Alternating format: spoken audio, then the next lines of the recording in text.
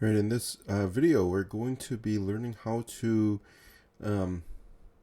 use a for loop to find something in a list and get our index back. That was a mouthful, so let's just jump into it. It'll probably be easier for you to see what I'm doing, as we do it. Okay, so I've set up two lists here of kind of corresponding items. So if we are having beans, then a good thing to eat that with might be rice. If we're having peanut butter, a good thing to eat it might be jam. If we're having olive oil, that goes well with tomatoes. If we're having salt, that goes well with pepper, and bacon goes well with eggs. So I'm going to ask the user what they want, okay? What would you like today? And maybe I should give the user the list first. Yeah, let's do that. So for I in range, length, pairing 1, okay, print pairing 1 I. Okay, so this is kind of the menu, and then I'm asking what would you like today.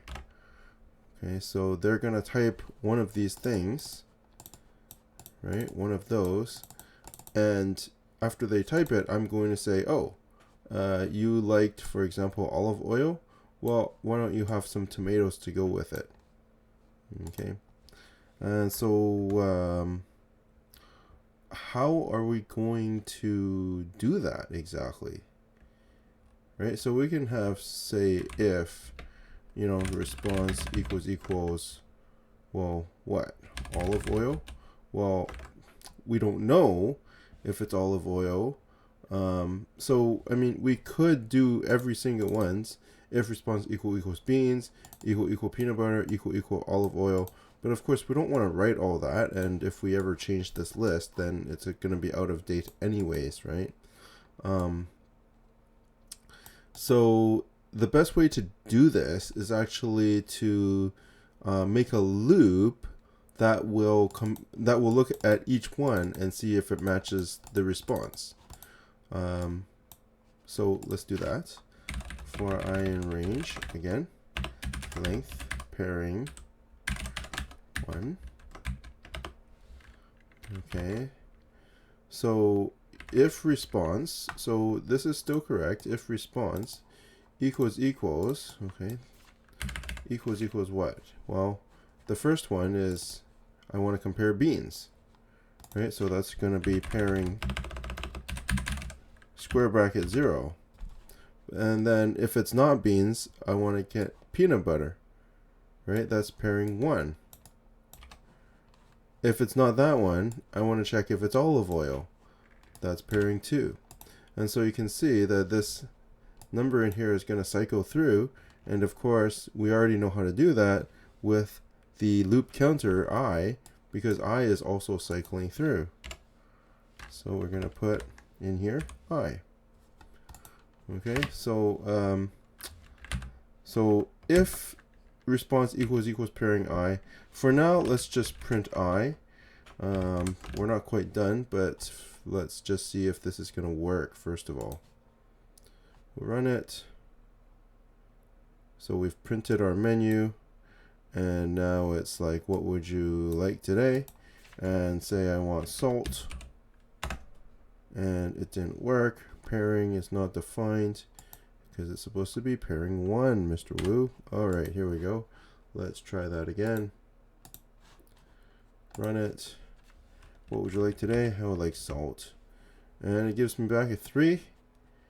Okay, 0, 1, 2, 3. It did in fact give me back that I. Okay, so now that I have the I can print pairing 1I or pairing 2I. In fact, let's do that. Print pairing 1I. And let's also print pairing 2I. What would you like today? Well, I would like, say, peanut butter. So there we go, peanut butter and jam. So now, now all I have to do is make a little sentence out of it. So let's say print, oh, you like, okay, pairing 1.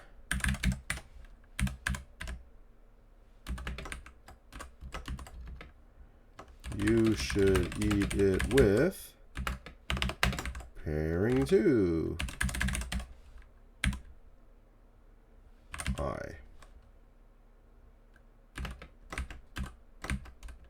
Alright, let's try that and see if that works. What would you like? I would like bacon. You like bacon? You should eat it with eggs. Let's try another one. I would like beans. Oh, you like beans? You should eat it with rice. That's just perfect. Let's just try adding another one. Pancakes. And I'm going to add to this one maple syrup. And let's just see if that works. If I add one, what would you like today? I would like pancakes, please. You should eat it with maple syrup. So there we go. You do now. You know, when you're doing it like this, the order is very important. If you put this list in a different order, everything's going to be messed up. So you just do have to keep that in mind. And later on, we will learn some techniques that do a better job of keeping track of stuff like this. But for now, this is a good way. And it teaches us how to find things with a for loop, right? This is the key part right here. For I in range length pairing 1. If response equals pairing 1I. So we will use some variation of that in lots of different situations that are coming up. All right, so that's all for this video. See you in the next one.